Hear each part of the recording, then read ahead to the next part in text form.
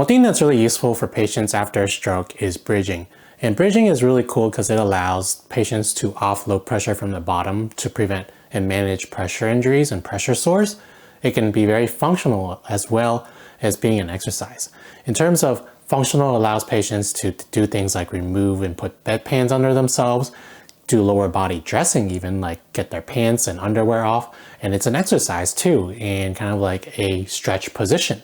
But one thing that a lot of patients can find very difficult, especially when they're starting out after a stroke, is they're unable to bend both of their knees. For example, this patient has a stroke affecting their right side, so this side is unable to bend simultaneously to come into a bent knee position for both knees so that they can bridge and lift their bottom off the surface of the bed.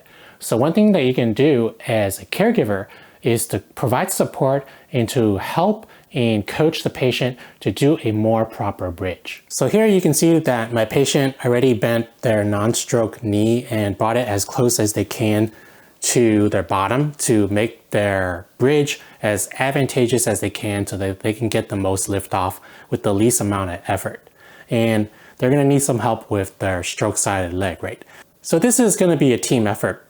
First, the patient is going to try to mentally, physically do everything that they can to actually bend this knee. Even if they can't move it a millimeter, a centimeter, an inch, whatever, how you're measuring things, you want the patient to not just be passive, right? So encourage the patient to try and to bend their knee as you simultaneously help them. So what I'm going to do is I'm going to have one hand under the patient's knee to kind of lift up in this position kind of direction. And then with my other hand, I'm going to just support their foot. And we're going to go slow and help bend it into a bent position. Now, if the patient is really, really tight, they may be very uncomfortable. It may just be a lot of stiffness. So go slow with this. Don't like force it into this position as fast as you can. Just take your time and encourage the patient to breathe and to relax and to just take their time as well. So as this is a dummy, it's not really going to stay in place for this knee. So we're going to just ignore this for now and assume that it's in this kind of bent position. Okay, my friend, are you ready? Let's try to bend this knee as much as we can. Here we go. Remember to breathe. There you go.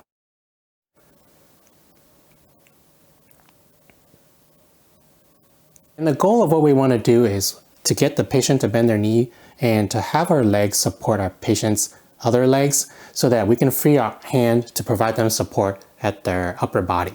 So here you can see I'm kind of in this position where my knees are bent. Try and get as close as you can to the body of your patient as you can as well. So basically I have my knees sandwiching the patient's like ankle in between. I'm even further past that because I'm trying to get as far up to the patient as I can. So now that we're in this position, we have the patient's knee supported in between our knees and we're as close to the patient's head as possible.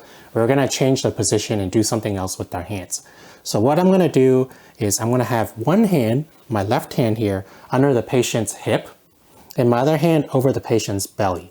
And the reason this is the case is because my hand provides support because I'm able to help give some lift off, but also it provides some kind of reminder. It's like a sensory cue to remind the patient to use these muscles, their abdomen and their glutes and all these muscles in their core, on their side, all of these together so that they can bring it up into a bridge after a stroke. Because oftentimes after a stroke, it does not affect the patient's arms and their legs, like their limbs. It affects their torso and their trunk and their hip and all these muscles on this whole side of the body as well.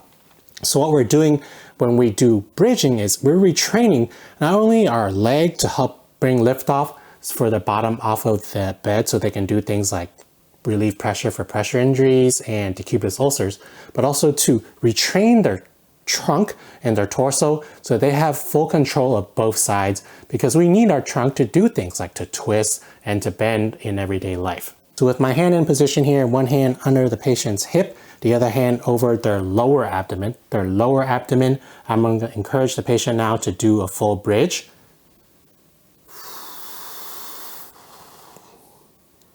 And then relax. Okay, Bob, are you ready? All right, push on up. Try and squeeze your butt cheeks together. There we go, relax. Let's do one more. Up, up, up. And back down. So depending on how far off the patient is in the recovery after the stroke, you may have to provide additional support and more lift off for under their hip or less so. And basically your goal as a caregiver, trainer, coach is to make your job obsolete in this case so that you're no longer leaded, so that the patient can bend their knees simultaneously and bridge symmetrically so that their hip comes up evenly and they'll be able to offload pressure in bed by themselves or even put a bedpan under themselves, get their pants off by themselves, and so on and so on. So if you found this quick tip helpful, give it a thumbs up. And because this is YouTube, be sure to subscribe to this channel so that you receive more caregiver support videos and more stroke videos for patients to help them live the best life that they can. Thanks for watching and have a nice day. Good luck in your training.